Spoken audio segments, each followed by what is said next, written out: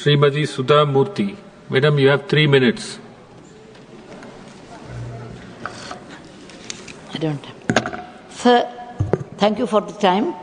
I want to congratulate Naddaji and our Prime Minister for Jan Aushadhi, because I work in rural area and in the city also. It has helped a lot to poorest of the poor people. I only request that it should be extended in a remote and rural area. Sir, one may have money, robust health, beauty, everything, but if one is not mentally sound, then they will never enjoy life. Mental illness is one of the major factors today. It's prevailing in our country in a different stages of life. When children are young with the digital devices, addiction, and when women become mothers, they have post-delivery depressions, old age, loneliness, depression, in between middle age, there's some other depression.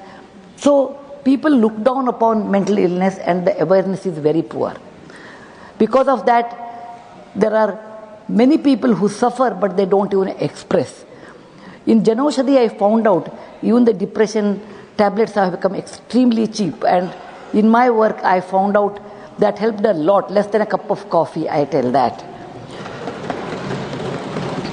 NIMHANS in Bangalore is a central government institute for health, and it's extremely well known. And many people from our neighboring countries like Pakistan, Bangladesh, Nepal, people come, the patients come there and take treatment. It's one of the finest institute, but we require many such institutes in India because our population is very large. One NIMHANS or two NIMHANS will not be sufficient. We should have many more NIMHANS, mental education institute, curing hospitals in India. And I want to request government, please look into that matter. Number one, making awareness program.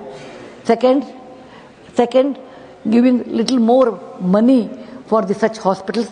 Third one is for research, because the research in West is so different than the research in India, because our cultural conditions are different, our way of thinking is different, and our family situations are different.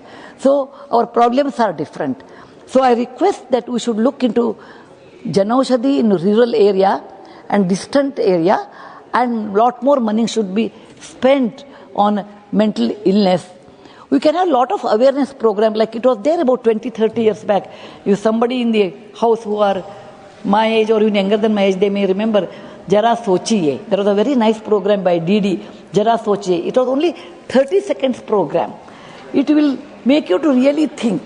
And I would request, sir, particularly Naddaji, that we should introduce such programs, Jara Sochiye, on mental illness, particularly for women, because women are not very expressive. And they think it's a taboo to talk about it. Something is wrong. They will put me in the mental hospital. What will happen to my children? All these taboos will come. So please see that there should be a Jara Sochiye kind of a program, 30 seconds. I will take 1 more minute, sir. And that should be compulsory in all the channels. It is not only government. All the channels should experiment or introduce such things where it is a curable disease. Mental illness is a curable disease. You have to express yourself. Take medicine, like when you have fever, you take medicine.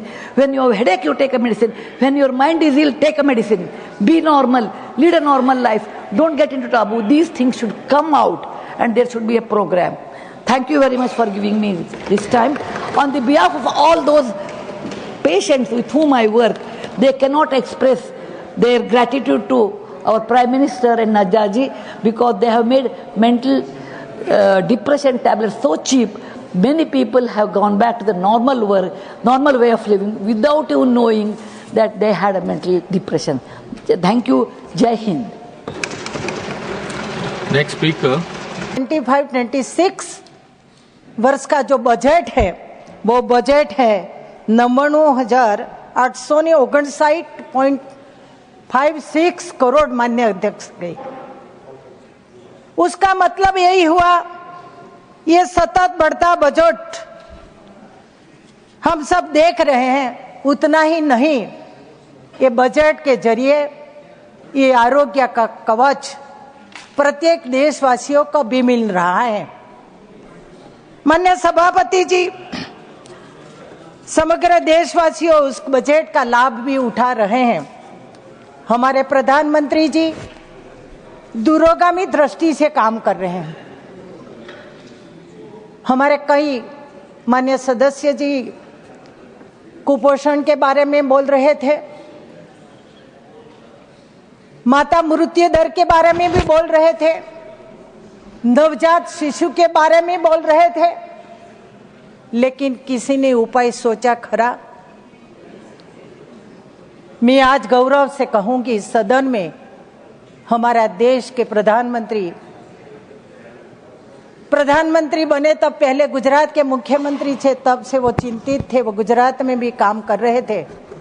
लेकिन प्रधानमंत्री बनने के बाद गर्भ में रहेला बच्चा, माता दोनों सुरक्षित रहे, बच्चा सुरक्षित जन्मे और साथों साथ वो सशक्त भी जन्मे।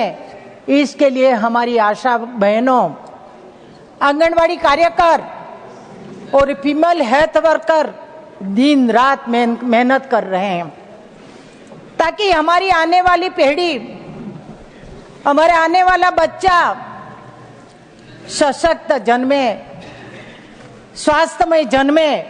इसकी चिंता हमारा आरोग्य मिनिस्टर, हमारी सरकार कर रही है, माननीय अध्यक्ष जी।